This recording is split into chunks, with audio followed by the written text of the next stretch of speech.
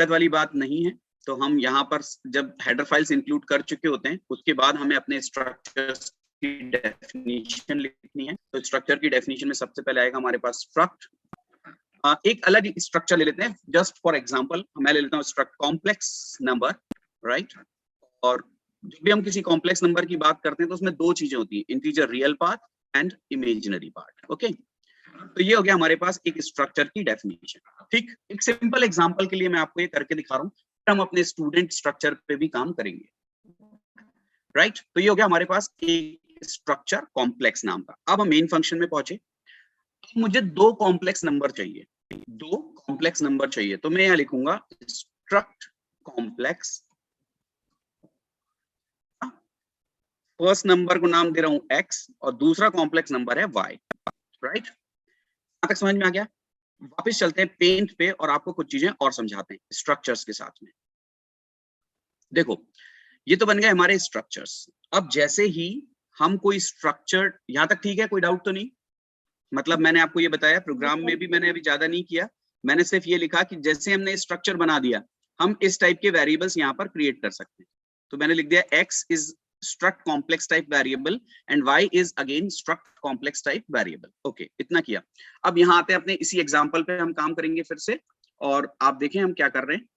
यहां पर मैं एक struct student टाइप का वेरिएबल ले लेता हूं। तो कैसे बनाएंगे? हम लिखेंगे struct student, sorry it's student student, और इसका नाम मैं रख देता हूं रमेश। ठीक है, तो जैसे ही हम कोई वेरिएबल क्रिएट करते हैं, सपोज मैंने इंटीजर टाइप का वेरिएबल क्रिएट किया होता, इंट a लिखा होता, तो क्या होता है, a is integer type variable और इसके लिए मेमोरी एलोकेट होती है। अब इंटीजर का साइज हम लोग ये एज्यूम करके चलते हैं कि 2 बाइट्स है, तो कितनी मेमोरी एलोकेट होगी? 2 बाइट्स। पर जब हम इस तरीके से लिखेंगे तो व्हाट इज रमेश, बोलिए। Ramesh is struct student type variable. Ramesh is a struct student type variable. तो रमेश के लिए मेमोरी एलोकेट होगी, कितनी होगी? जितना उसका साइज होगा।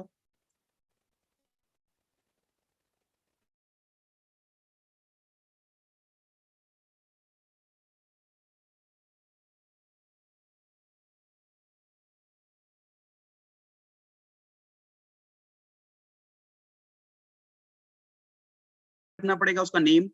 तो यहां पर जो मेमोरी एलोकेट होगी सबसे पहले एलोकेट होगी उसके नेम के लिए।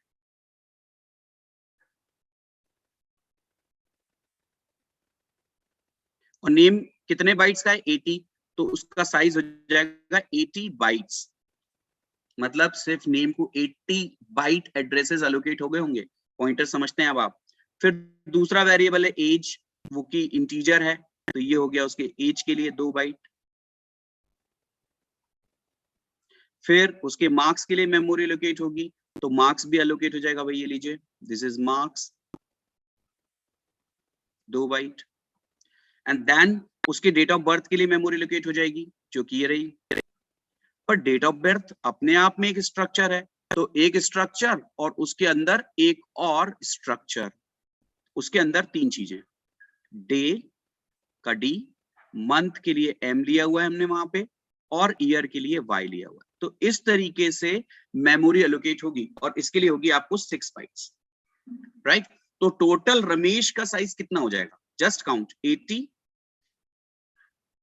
Plus 2 bytes for age, 2 bytes for marks and 6 bytes for date of birth. इसका नाम है DOB। ठीक है, तो टोटल कितना हो गया देखना जरा, 90 बाइट्स हो गया, राइट। और पक्की बात है अगर ये मेमोरी में क्रिएट हुआ तो इसका भी कोई ना कोई एड्रेस होगा। सपोज इसका एड्रेस है 200। अच्छा, जस्ट मुझे बताइए कि अगर मैं रमेश के एड्रेस को 1 से बढ़ाऊंगा तो कितना आएगा?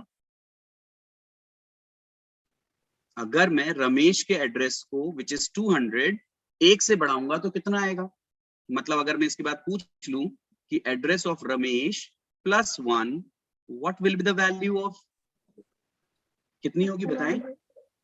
200 280 90 90 290 होगा, क्योंकि इस रमेश का साइज 90 बाइट्स है। इसी तरीके से अगर मैंने कहीं टीचर नाम का स्ट्रक्चर बनाया होता तो उसका साइज आता 95, बिकॉज फिर मैं वैभव बनाता है struct teacher Vaibhav and then size of Vaibhav is 95 bytes. याद है ना आपको, Friday Saturday, so size of कितना है 90 bytes. बात समझ में आ गई आपको यहाँ तक?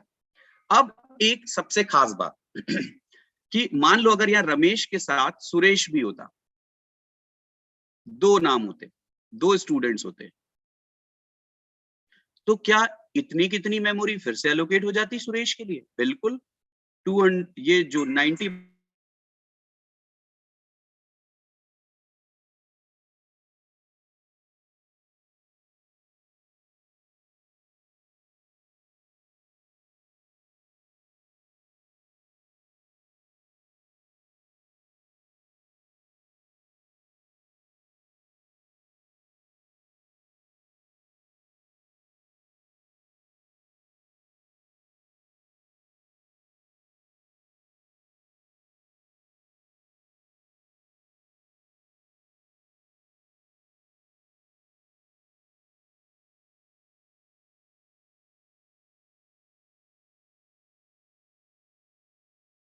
ये कौन है बताएं?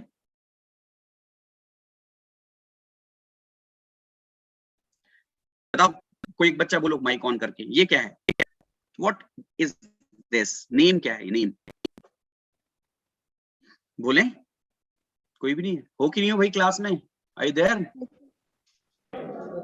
ये क्या है? इसको पढ़ो, क्या है ये? नेम।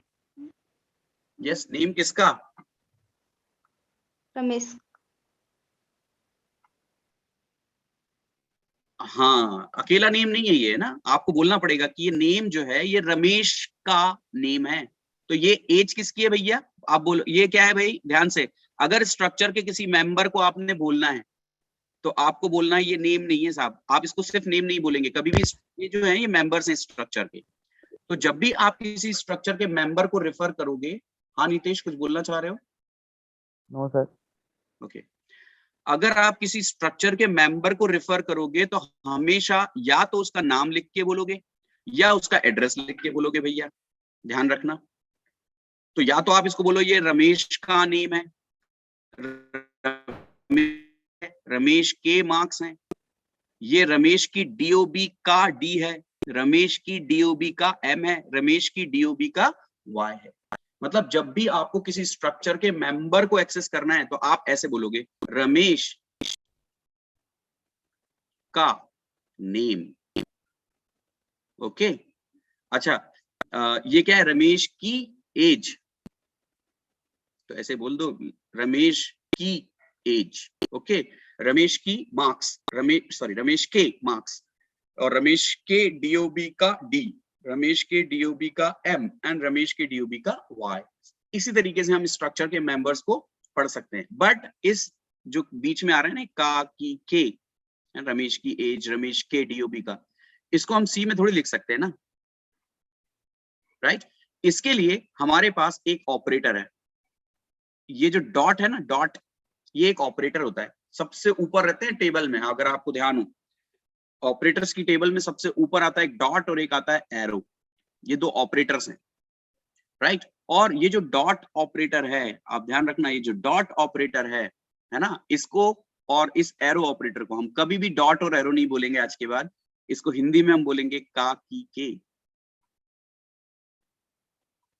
अब मात्रा की मिस्टेक आप माफ करना, इसको हम क्या पढ़ेंगे? का की के। तो देखो अब मैं लिखूंगा, अगर कहीं देखना जरा ध्यान से, मैंने लिखा